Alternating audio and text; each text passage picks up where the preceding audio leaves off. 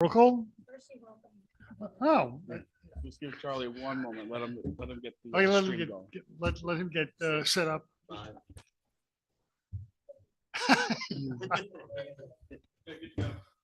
right, we're good. Okay, welcome everybody. For those who I didn't see during the previous meeting, okay, hello now. So yeah, let's get started. Okay, with a roll call vote. When I call your name, please say present. Jason Zimmerman. Present. Chief Grace Cacciola. Present. Andrew Dahl or Allison Burke. William Goffin. Dominic Martinelli. Present. Daniel Marzos. Present. Robert Bristol and Max Goldfarb. Maxwell Park present. Detective John De Gregorio or Ed Jarvis. Jarvis. James Pointer or James Downey. Jim Downey present. Gerald Gilbert or David Nekatansky. Joseph Schenker or David Benelli. Michael Rayola. Michael Batch or Mordecai Lax. Present. Martina Barcarella. Marie Diglio. Here. Nancy Benedetto. Present. Arthur Cooper. Robert Krupe. Here. Megan Kessel. Manfred Fuchs. Benjamin Fay. Michael Coombs. Here. Evie Langsom. Brian Levinsky. Dennis Laurie. Warren Barzilay.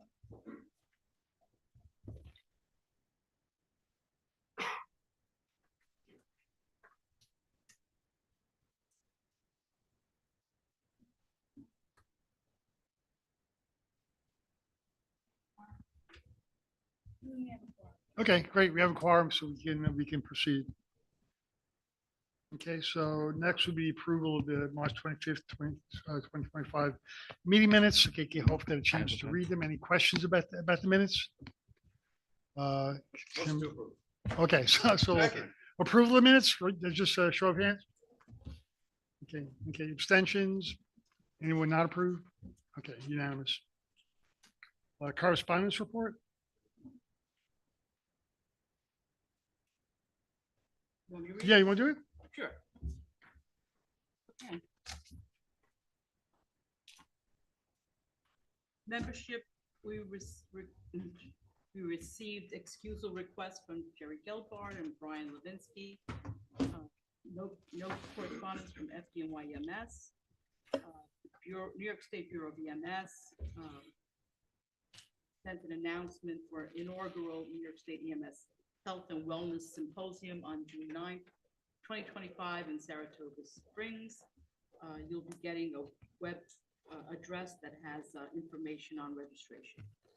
New York State Department of Health responded to the Regional EMS Council of New York City's request for fitness and competency for Forest Hills VAC. They found no barriers to competency, so the CON can go forward. And the following members were evaluated: Aviv Citron, Brian Montalvo, Daniel Vince, and Veronica Torres. No communication from New York City DOH. So,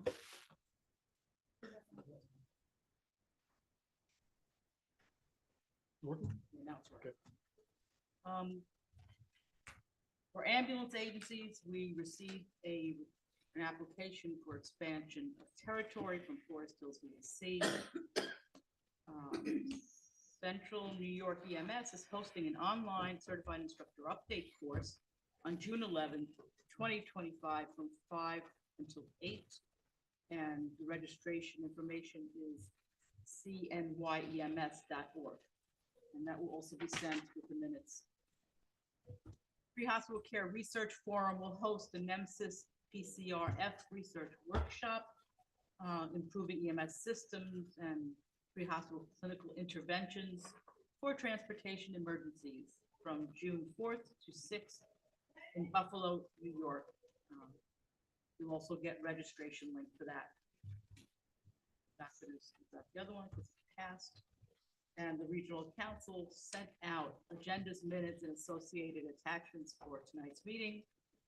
We sent out public notices for the expansion application of Forest Hills VAC.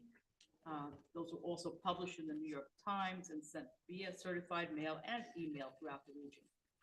REMAC Advisory 2025-02, closure of Mount Sinai Beth Israel Hospital was distributed to the region. Okay, any questions, correspondence? We move on to staff reports. Joe, okay, emergency preparedness update and program agency update. Thank you. So just kind of a recap of what was stated at the ambulance committee. The New York State Department of Health is doing a EMS mental health resiliency officer training and a fellowship program. They have put out a request for each region to submit 2 nominees from applicants that are received from the state health to participate in the program. So those 2 nominees would come from each regional council. However, the deadline for the applications is April 30th. And then the regions are expected to submit their nominees to the state by May 7th. So given that the nominations are being sent through a state portal, we will not likely get the list of those applicants until after April 30th, and we do not have a meeting before May 7th. I am requesting from the REMSCO to give permission to the executive committee and the staff to select the 2 nominees to send up to the state, and then we'll report out at our next scheduled meeting. Second? Okay. So just a hand vote, right? Yes. Okay, so all in favor? Any, you count those? Maybe hold your hands up, don't be too quick. Michelle here.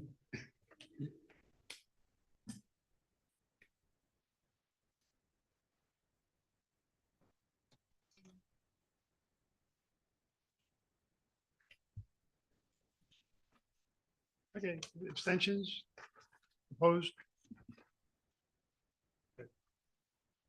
All right, thank you, everyone. So in addition, there are flyers handed out. We've also disseminated throughout the region. The regional council, we are working with the Queensborough Emergency Preparedness Coalition to hold a first responder mental health symposium on May 15th. Registration for that is open. The flyers are handed out with a QR code for any members that would like to register. We've also disseminated it out on Facebook as well as to the EMS services.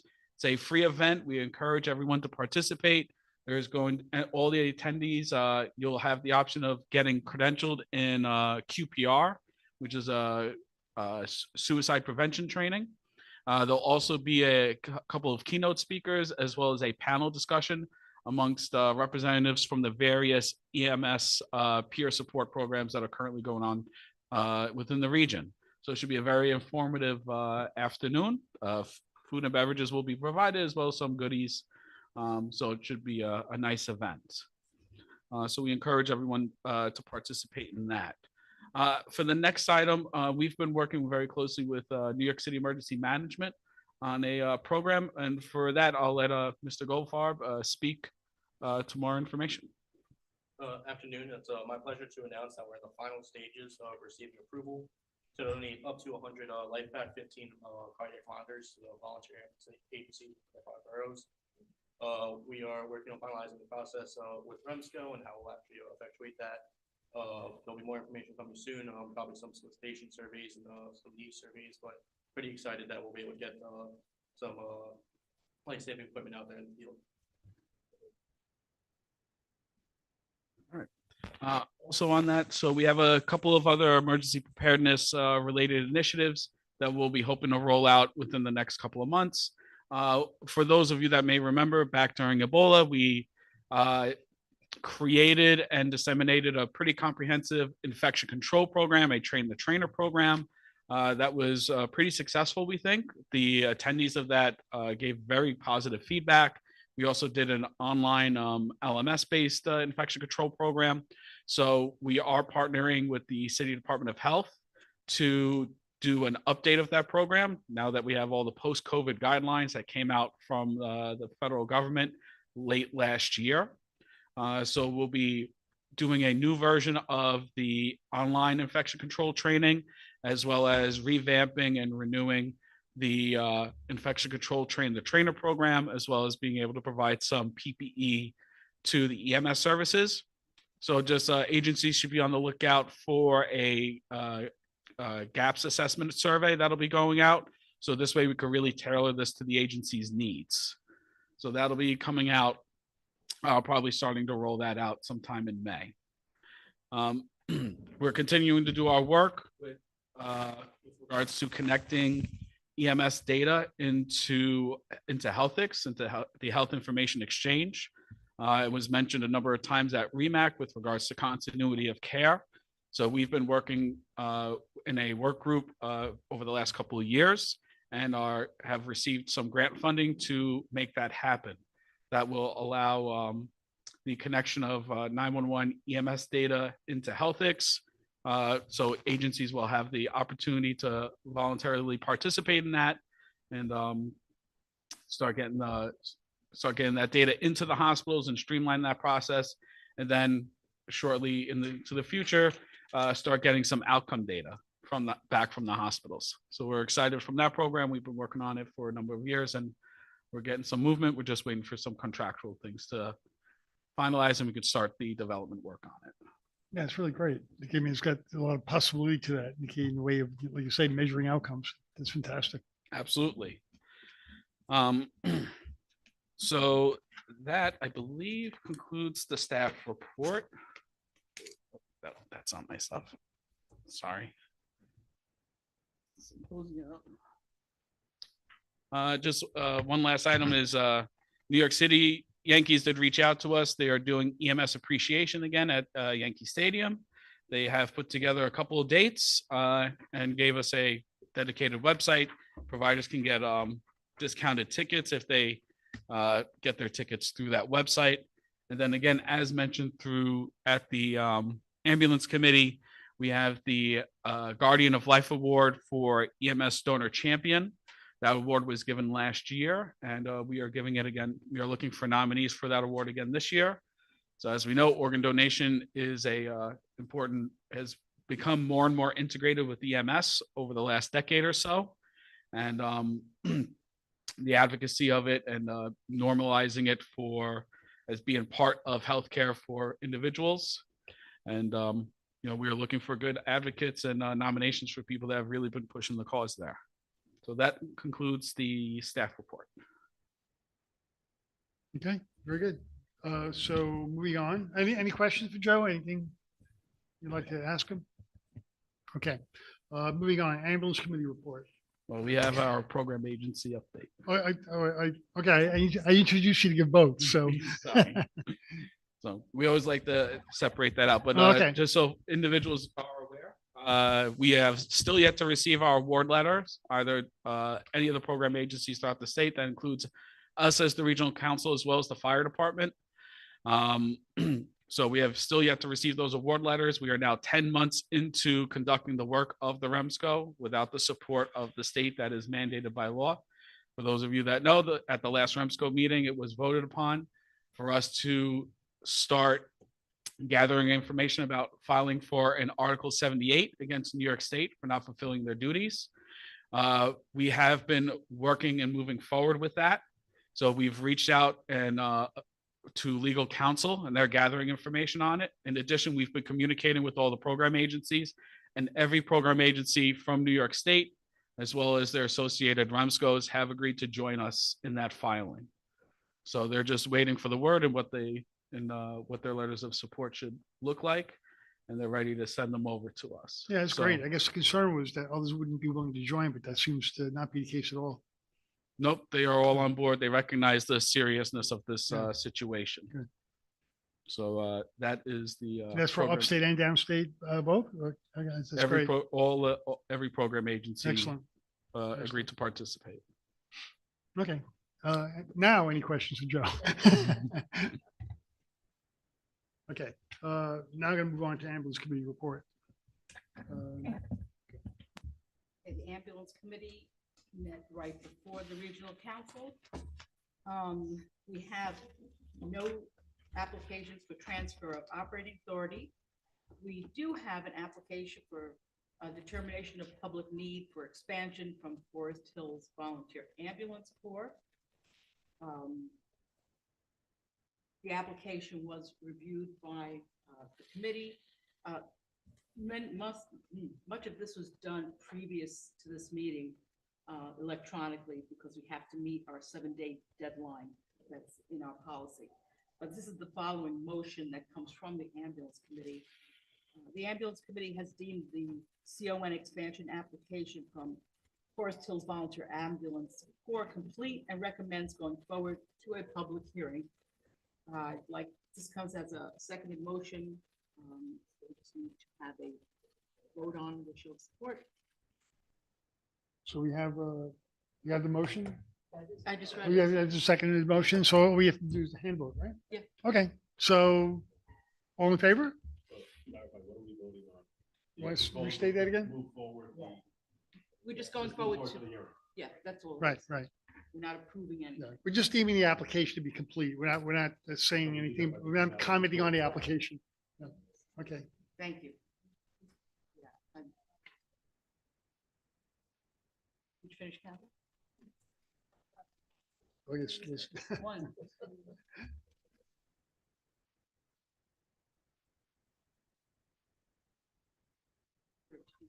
Okay.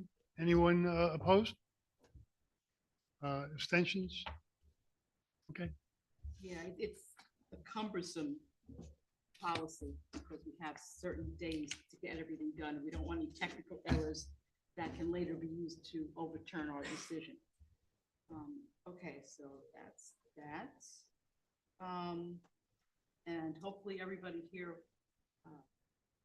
when we have our public hearing, it's going to be on the 30th? Yes, Yes. yes. Okay. The ambulance committee has to be there. They have to do their best to be there, but it's open to all REMSCO members. And I believe it's also going to be, I don't know if it's live streamed or we definitely tape it so you can always look at it. Get as much information as you can. And right now, there are no negative responses into the office yet, but you know, things may change at the public hearing. And then we'll be doing our vote on May 20th.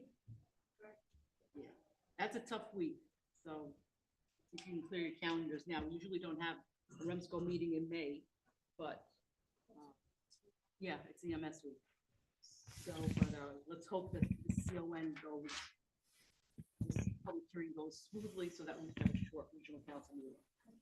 That's the same night as the Albany dedication. Dedication for what?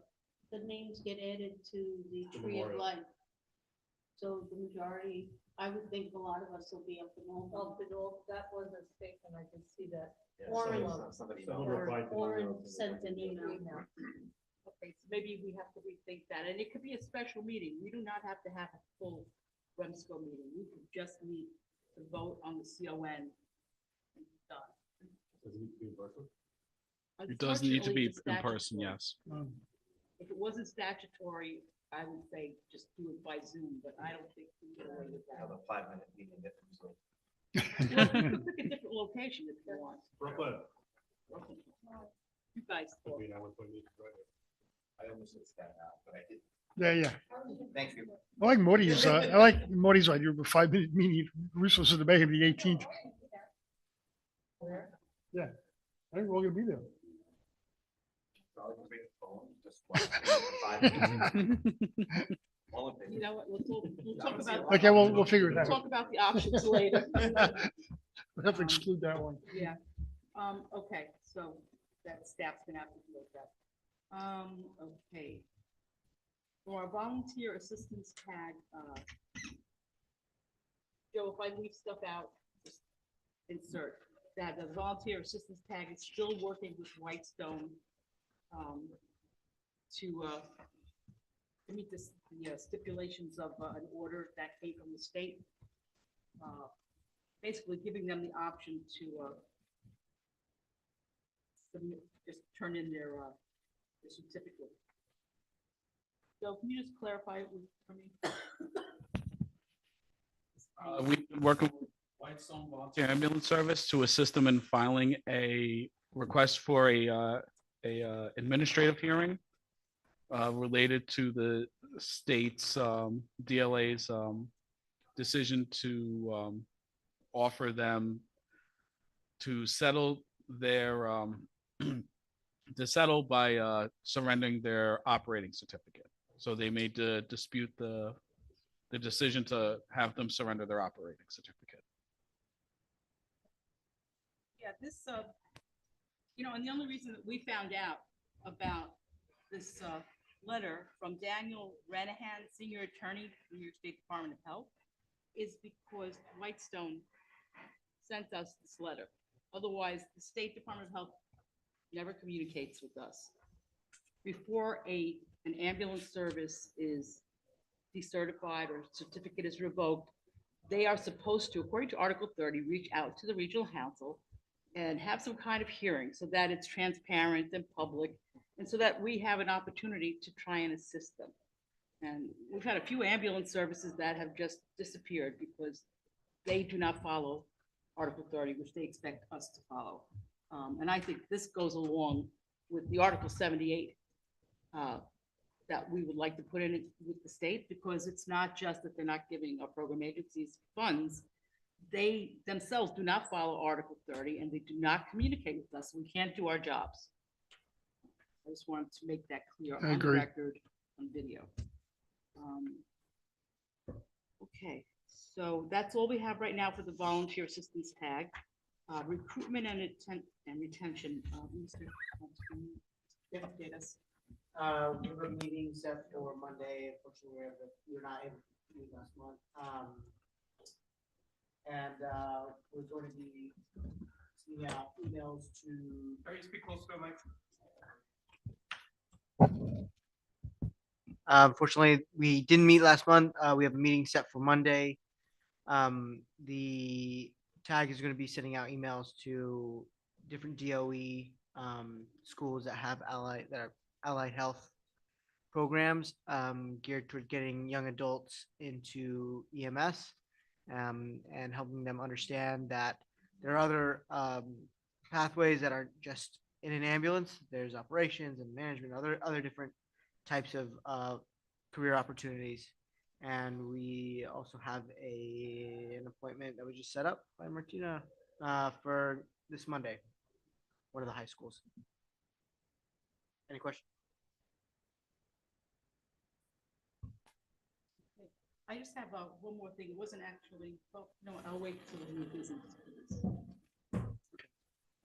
So that's all the information that we have from the ambulance.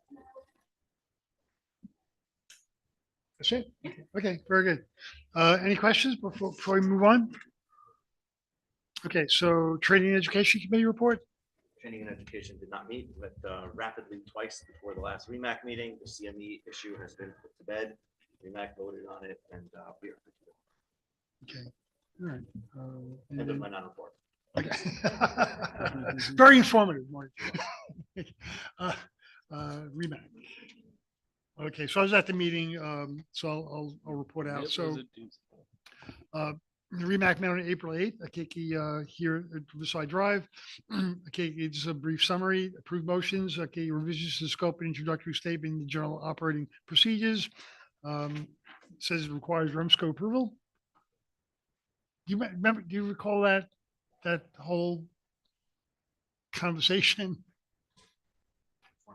The refer revisions to scope and introductory statement in the general operating procedures. Yeah. Did you have a comment on the introductory changes to the GOP? Oh. I don't know what the changes are. I was told that they're really semantic changes to the GOP. They're not going to be sent to the state. They were trying to give an explanation as to when you should be doing certain things and why, right? How to interpret. They're trying to spell out a little bit more than I think some people wanted spelled out regarding at what point to be taking vital signs. I think it was the biggest one. It was interpreting when you should be doing certain things in the order that they're in the protocol. They're trying to explain what that Is this something you have to vote on today? I mean, can we defer it? I mean, I'd rather a full discussion. I don't think it's satisfactory to have people vote on something that we can't answer the questions about. So we can certainly read out if you give me a moment, I can certainly pull up what those Okay. changes were. Okay, so. To the, so the we go through two the rest of- changes to the GOP, one was, it was two statements added. So I think One was some a of the- statement in directing providers that they should treat life-threatening injuries first prior to taking a set of vital signs. Okay, so I'll do this. While Joe's searching this out, I'm going to proceed with the rest of the REMAC report and then we'll go back to it. Okay. All right? Okay, so also Second, last, Do we, I think it's in the minutes from the REMAC, if you want to just clarify what actually went through. Because what he's saying, even some of it didn't even go through medical standards for approval. Which then probably we wouldn't need to vote. I but something actually that didn't read go that- through. I read this earlier. Joe, am I correct on that? Oh, anyway, sorry. my suggestion is. It did go to medical In the interest standards of, first. in the interest of time, while you're searching out, let me proceed with the rest of the report. Okay, so I can get you home in a decent hour, right? So at our last meeting, Dr. Prezant, the Fitney Mass Chief Medical Officer, presented the preliminary data on the hospital destination transfer protocols indicating positive initial results. The executive committee met briefly, discussed a letter sent to Northwell Health and other correspondence that the council distributed. There was no training and education report at the last REMAC. The QI committee reported the following. The QI committee met on March 28th. The committee reported on the following first watch dashboard. Okay, a training session will be conducted on how to use the regional platform likely in early June, and details will be provided once they're confirmed. The session will be recorded. This session will be recorded for those who are unable to attend. The committee is meeting with the first watch team to review reported discrepancies between the data points in the regional platform and implement necessary modifications. Feedback was requested about agencies experiencing issues with data discrepancies between their internal data, okay, and the dashboard. A one-day NEMSP key quality course is planned for New York City in early fall 2025. Specifically targeting the last week of September or first week of October. More information will be made available again once their details are confirmed. The committee is working to encourage and support participation in CARES throughout the region. Several major hospital systems and voluntary EMS services that they've already joined, including Mount Sinai, New York Presby, Flushing, Jamaica, Northwell, NYU. Agencies interested in participating have questions about the registry or would like to connect with the team that assists in onboarding agencies, please reach out to the committee.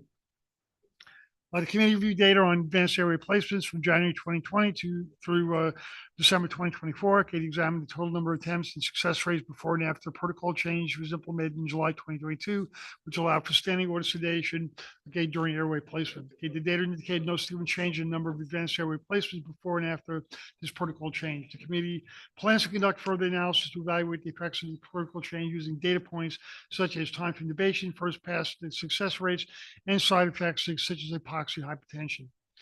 Next meeting will be held April 17th at 1 p.m., which passed. Interfacility tag reported that the facility transport guidelines document is complete.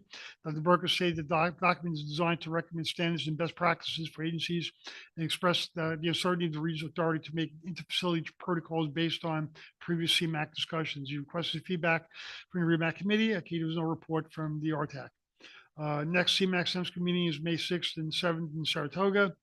There was a brief discussion about the letter distributed by REMAC to Dr. Berkowitz to Northwell Health concerning the policy of permitting paramedics to operate in New York City without the required REMAC credentialing.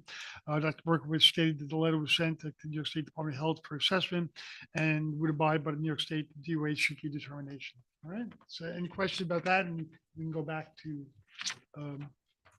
those matters that need to be voted on. So Joe, can we ever look it up? Yep. Yeah, so I have the changes here. So again, it's two additions, two statements. One is in the first page of the GOP and under scope, states as such, these protocols are intended to guide and direct patient care by EMS. They reflect the current evidence-based practice and consensus of content experts. These protocols are not intended to be absolute treatment mandates. Rather, they constitute principles and guidelines which are sufficiently flexible to accommodate the complexity of patient management. No protocol can be written to cover every situation that a provider may encounter, nor are protocols a substitute for good judgment and experience. Providers are expected to utilize their best clinical judgment and deliver care and procedures according to what is reasonable and prudent for specific situations. So Okay, that I was think the that, first I think it's a addition that was- very fair statement to make. I think they use way too much language. They're waiting for lawyers to jump on this. Yeah. I think the sentence could have said common sense. We used to say clinical judgment, Yeah. but I guess we're not allowed So to the have first critical paragraph judgment. just in the first paragraph. of the- Yeah, I don't think that, I'm an old paramedic, but this just irritates me. Go ahead. Okay, so any question with that language discussion? May I ask what it is that, the recommendation from REMAC is that we need to review and approve this in order for it to go forward? Is that? I think they just want to change the existing language, in my understanding. I I can't, know that. yeah. That we do. Same thing, there's sort of added language for clarification, okay, this to allow some flexibility in interpretation, like what our protocols represent. That's the way I see it. Yeah, and this particular statement, I believe, mirrors what's in the state collaborative protocols. Why do we have to do like that? Sorry. They're not giving us Well, money waiting for it. anyway. Motion to approve. All right, motion approved, second? Second? Sure. We don't have Okay. no judgment anymore. Okay, It's okay. we have a second, so, hand vote? Hmm? Hand vote? Can we vote, hand vote? Yeah. Okay, all in favor? Okay. Okay, anyone, you got it? Well, you- Just I ask think it's how many unanimous, I people think. oppose and count Yeah. that. Yeah.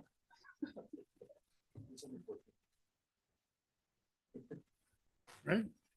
Anyone opposed? Maria Boland. Oh, okay. Okay, So abstentions? just as a reminder, our quorum is 14. You have to have a majority of a quorum to pass anything. Uh, Friendly reminder. Don, do we have? It's a good thing 13 of us are here. Yeah. Okay, 13 all in said yes, favor one said again, 13, from yeah, Michelle, one let's yes, put our one hands no. up. Yeah. It's 13. But it's on the record where we said that. That's right. Right? And the next, there was another item, okay, for approval, okay, to approve the changes to general operating procedures to become effective immediately. Any problems with that? I mean, it's No. pretty straightforward. I wouldn't imagine there'd be any issues, but I have to ask. Motion to approve. Okay, second. Second. All right, all in favor? Keep your hands up long enough for Michelle to count. I've been guilty myself.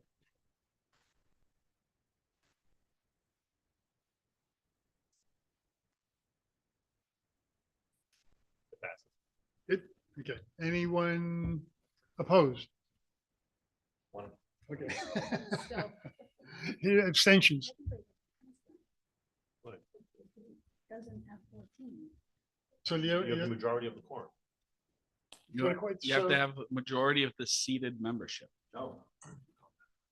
Your quorum is Okay. 14. Right, So you have to have at least a quorum to have a meeting in order to pass anything. Oh, no, that's statutory. yeah. This is not statutory. fine. I withdraw. So we're good? Pass. Okay, okay. I wouldn't be that. All right, so that's it for REMAC. But there's the other piece of the GOP that was passed at WEMAC. Second.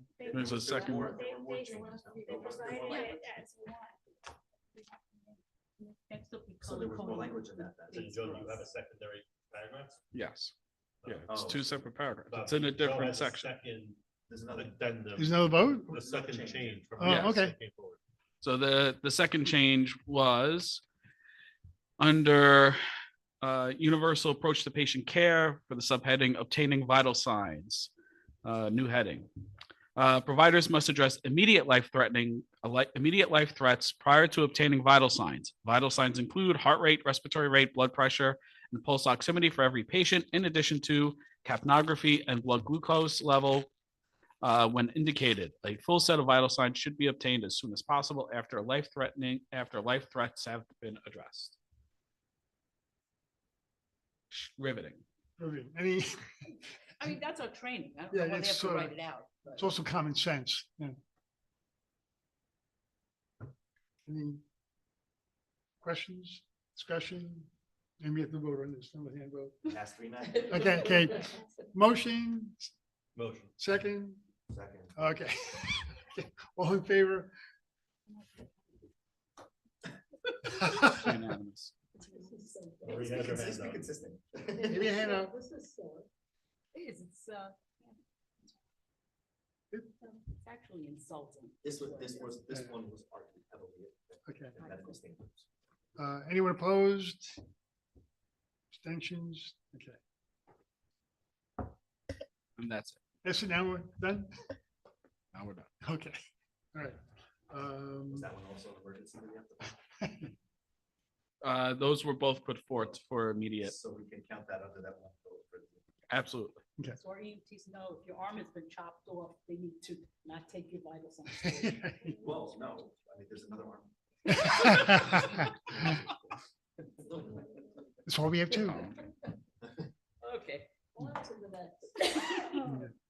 All right, quality improvement report. All right, so the Quality Improvement Committee met on April 22nd. No, met on April 18th virtually. There were no regional restriction reviews. There was no data requests received by the committee. The committee reviewed our data sharing guidelines used to evaluate the intentions of those requesting data or assistance from the committee. The committee will be creating an online form for project submissions and identifying their scope to review requests and make approvals. So we receive requests periodically from researchers to provide them with EMS data pulled from the EPCR reports. So this is just formalizing our process for how the committee will review those requests and either approve or decline them. For First Watch, under First Watch, the regional dashboard, a regional training will occur via Zoom on June 12th from 2 to 3 p.m. We'll be recording that session and posting it on our YouTube page as well as on the LMS for people to be able to watch. So that'll probably primarily be for agency QA coordinators and those who have access to First Watch and First Pass. The committee received the Hudson Valley Regional Council's BLS IGEL data and will review it at the next meeting to identify our region's data, if our region's data is comparable to the statewide data. The committee reviewed data on advanced airway placement from January 2020 through December 2024, focusing on attempts and success rates before and after the July 2022 protocol change that allowed for standing order sedation for certain procedures. The data indicated no significant change in airway placements following this protocol. The committee plans to expand its analysis to include additional metrics such as time to intubation and rates of complications. Additionally, the committee is also interested in developing a regional CME to share these findings with EMTs and paramedics. The committee reviewed one use case of an iGel airway device from Gotham Volunteer EMS and will provide feedback for their review. The next QA meeting will be held on May 21st at 2 p.m. Okay. Questions? Moving along, legislative committee report. All right, so the legislative committee is going to be meeting again tomorrow. We sent out a series of letters. I believe I actually read them out all at the last REMSCO meeting. Since the last regional council meeting, we did send up a follow-up letter, once again, advocating for our state legislatures to remove all the current proposed changes to Article 30, Part R, that are in Part R, which are changes to Article 30 from the budget. We're waiting to see what the outcome of that will be, and we have requested that Article 30 be revised in a holistic manner through the legislative process. So we're waiting to hear back from that. We've also continued to advocate for our program agency funds, and the legislative committee will be continuing to advocate for program agency as well. That's it for Okay, the yeah, thank you, legislative Joe and committee. Michelle, for like organizing this and, and all the participants in the legislative committee. It was really, really helpful in your suggestions in organizing, our thoughts and how we move forward. Okay, no state EMS council report. I'll have one after our next meeting, first week in May. So that's something to look forward to, I'm sure. So we're moving on to unfinished business. Is there any unfinished business we need to discuss? No. If not, Marie, you said yes for new business? I want to thank Mr. Downey for this one. New York court rules medic entitled to jury trial over discipline. In a landmark decision, the New York Supreme Court for Schoharie County has concluded that the New York Department of Health cannot discipline a paramedic through an administrative hearing process because Seventh Amendment grants the accused the right to a jury trial. It's something that I've had issues with how the State Department of Health, if you've ever had an EMT or paramedic that has had a complaint put against them and their certification may be suspended or maybe not, but the investigation can go on for months and years. And if regional counsel, which is what I used to do when I was working with counsel, call up and ask, what's the status of this? Is there anything that we can do to help? Oh, we can't tell you anything. And then you talk to the medic or the EMT. Well, they haven't told me anything either. And there's no transparency. I mean, this is someone's career and they're making these decisions. Well, we make decisions here in New York City through the QA process. Our decisions are always made by a group, generally physicians who are making this. We're the physicians in the Bureau of EMS. I mean, they're finally going to hire a medical director. I know the Commissioner of Health is not sitting in on these meetings. So I'd like to see where this goes. And it's sort of like following our need to sue also. So I just wanted to bring that forward. It was an interesting piece of information. Go to fire law for more information. Evidently, Brad Pinsky is a well-known EMS attorney in the Syracuse region, was involved in this court case. Again, it's New York Superior Court or Supreme Court in Schoharie County. I'm sure the Department of Health will be appealing. Maybe we should be speaking to this Pinsky attorney too. Thanks for the info. Any other new business? I have, Oh, Joe, sorry, I just have two quick items. I apologize. I neglected to mention them at the staff report. On April 10th, we received a mutual aid request from the New York City Fire Department requesting volunteer ambulance service participation in the May 4th 5-borough bike tour. So we did disseminate that request. And so volunteer agencies that are looking to participate in that event, it's a great event. Fire department does a great job coordinating the resources. They should reach out and submit their interest to planning at fdny.nyc.gov.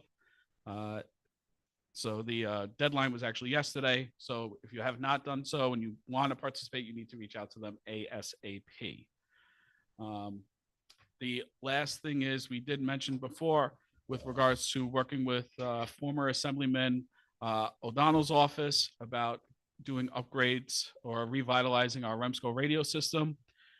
We've received communication back from the Assembly Ways and Means Committee that they have done a preliminary approval for our application to replace the REMSCO radios for a $1 million request. So that's going to be a slow moving process. It's going to take a while to get that grant moving. So we still have a lot of information to send to them, but that did get initial approval from the state. Okay. Anyone else?